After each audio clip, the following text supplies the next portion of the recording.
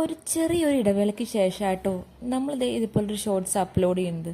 കാരണമൊന്നുമല്ല, ചെറിയൊരു ബിസി ആയിരുന്നു, അത്രയേ ഉള്ളൂ. ഇപ്പം നമ്മൾ നേരെ പോകുന്നത് ചിക്കൻ വാങ്ങാനാട്ടോ. അമ്മ പറഞ്ഞു ഇന്ന് ചിക്കൻ ബിരിയാണി ഉണ്ടാക്കാമെന്ന്. പിന്നെ നമ്മളൊന്നും നോക്കില്ല, നേരെ ചിക്കൻ വാങ്ങാൻ വേണ്ടി ഇറങ്ങി. പിന്നെ നോറയുടെ ഹെയർ സ്റ്റൈൽ എങ്ങനെയുണ്ട്?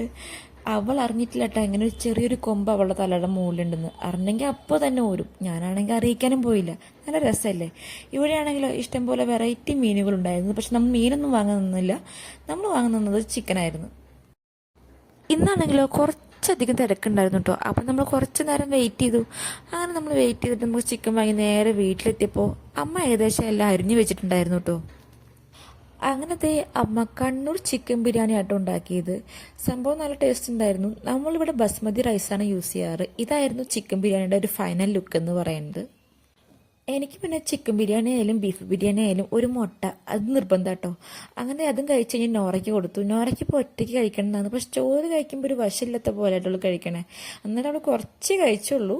പിന്നെ ഞാൻ നിർബന്ധിക്കാൻ പോയില്ല, കഴിക്കുന്നിടത്തോളം കഴിച്ചോട്ടെ എന്ന് വിചാരിച്ചു. അങ്ങനെ കഴിച്ചു കഴിഞ്ഞാൽ എനിക്കൊരു ഉറക്കമായിരുന്നു വേണ്ടത്. പക്ഷേ അവളവിടെ ഭയങ്കര കളിയായിരുന്നു. ഞാൻ നോറേനെ പ്രഗ്നൻ്റ് ആയ സമയത്ത് ഇങ്ങനെ ആലോചിക്കലുണ്ട്, ഒരു ചെറിയൊരു കുറുമ്പിനെ എന്നെ കിട്ടണേന്ന്.